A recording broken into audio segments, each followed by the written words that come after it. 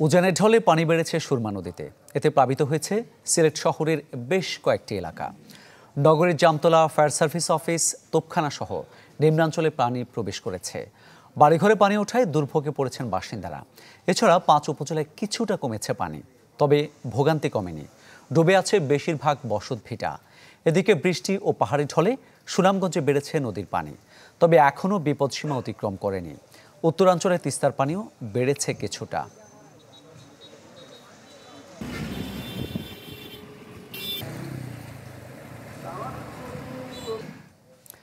এ বিষয়ে আরও খবর জানাবো। সিলেট থেকে সরাসরি যোগ দিচ্ছেন সহকর্মী আজহারউদ্দিন শিমুল।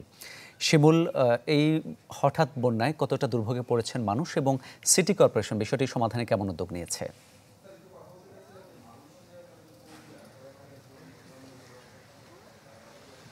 মামুনুর রশিদ, আমি এই মুহূর্তে দাঁড়িয়ে আছি সিলেট নগরীর জামতলা এলাকায়। এটি সিটি কর্পোরেশনের অন্তর্ভুক্ত এলাকা এবং সিটি কর্পোরেশন থেকে 400 থেকে 500 গজ কাছে কিন্তু এই এলাকা। শুধু জামতলা নয়, নগরীর Taltala, Topkhana, Subhanighat, fire service station, এইসব এলাকা কিন্তু প্লাবিত হয়েছে। আসলে সুরমার নদীর পানি কিন্তু এখানে এসে জমা হয়েছে এবং আজকে এখানকার যারা স্থানীয় বাসিন্দা রয়েছেন তাদের সাথে আমরা কথা বলেছি। তারা বলেছেন গতকাল রাত পর্যন্ত কিন্তু স্বাভাবিক অবস্থায় ছিল, কিন্তু তারা সকালে ঘুম থেকে উঠে দেখেন যে তাদের চারপাশে আসলে পানি দিয়ে ঘিরে ধরেছে এবং এই কারণে তারা আসলে খুবই সমস্যার মধ্যে পড়েছেন। তারা বলছেন যে 2022 সালে বন্যায় যে পরিমাণ ক্ষতি হয়েছে, যদি এই আকস্মিক বন্যায় নগরীতে আবার পানির ঢল নামে তাহলে তারা খুবই বড় ক্ষতির সম্মুখীন হবে। আপনি যেমনটি জানতে চেয়েছেন সিলেট সিটি কর্পোরেশনের পক্ষ থেকে কোনো উদ্যোগ নেওয়া হয়েছে কিনা, আমি কিছুক্ষণ আগে সিলেটের সিটি কর্পোরেশনের প্রধান নির্বাহী কর্মকর্তা তার সাথে কথা বলেছি। তিনি আমাকে জানিয়েছেন যে তারা ইতিমধ্যে সিলেট সিটি কর্পোরেশনের সকল কর্মকর্তা এবং কর্মচারীর ছুটি গতকালই তারা মিটিং করে বাতিল করেছেন এবং তারা যেসব এলাকা পানি ঢুকেছে সেই সব এলাকা কিছুক্ষণ পরেই তারা পরিদর্শন করবেন এবং তাদের কাছে পর্যাপ্ত পরিমাণ শুকনো খাবার তারা রেখেছেন। তারা বলছেন যদি অবস্থার অবনতি হয় তাহলে তারা এই বন্যা মোকাবেলায় তারা প্রস্তুত রয়েছেন এবং তারা বলেছেন গতকালে কিন্তু তারা শুকনা খাবার, চিরা, গুড়, মুড়ি এগুলো তারা ক্রয় করে রেখেছেন। সব মিলে তাদেরও প্রস্তুতি এখন পর্যন্ত ভালোই তারা বলছেন।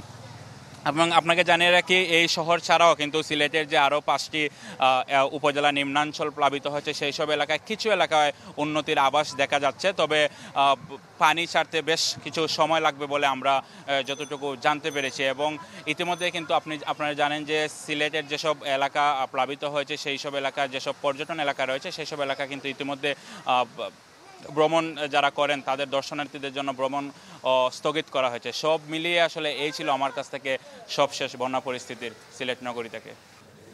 হ্যাঁ মামুন, সুনামগঞ্জে কিন্তু গেল 2 দিন পাহাড়ি ঢলে কিন্তু নদীর পানি বেশ বৃদ্ধি পেয়েছিল, তবে আজকে গেল 24 ঘন্টা সুনামগঞ্জে কোনো বৃষ্টিপাত হয়নি, যার ফলে কিন্তু সুনামগঞ্জে নদীর পানিটা অনেকটা স্থির হয়ে আছে। এখনও সুনামগঞ্জে সুরমা নদীর পানি বিপদসীমার 55 সেন্টিমিটার নিচ দিয়ে প্রবাহিত হচ্ছে এবং যেহেতু আমাদের হাওরগুলো খালি ছিল, সেই হাওরগুলো কিন্তু পানি ধারণ ক্ষমতা ছিল, যার কারণে নদীর পানিকে হাওরে প্রবেশ করছে।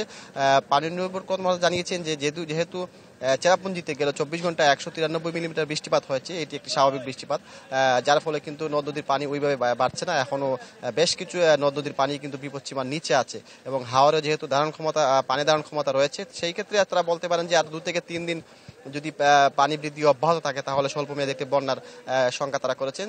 যদি আবহাওয়া এমন রৌদ্রোজ্জ্বল থাকে এবং চেরাপুঞ্জিতে বৃষ্টিপাত না হয় তাহলে আসলে সুনামগঞ্জে যে বন্যার যে একটা শঙ্কা ছিল সেটা হয়তো কেটে যাবে। এখন পর্যন্ত কিন্তু কোনো নিম্নাঞ্চল কিংবা সুনামগঞ্জে কোনো উপজেলা কিন্তু প্লাবিত হয়নি। তারপরও জেলা প্রশাসন এবং পানি উন্নয়ন থেকে সব ধরনের বন্যা মোকাবেলার প্রস্তুতি নিয়ে রাখা হয়েছিল এবং বিভিন্ন উপজেলায় কিন্তু মাইকিং করা হয়েছিল বন্যা সতর্কতা জারিকরণে। তবে সব মিলিয়ে যেহেতু গতকালকে থেকেই আবহাওয়া ভালো, সেই ক্ষেত্রে বলা যায় সুনামগঞ্জে বন্যার ঝুঁকিটা অনেক কম। মামুন, ধন্যবাদ আপনাকে। সুনামগঞ্জ থেকে জানাচ্ছিলেন সহকর্মী AR জুয়েল।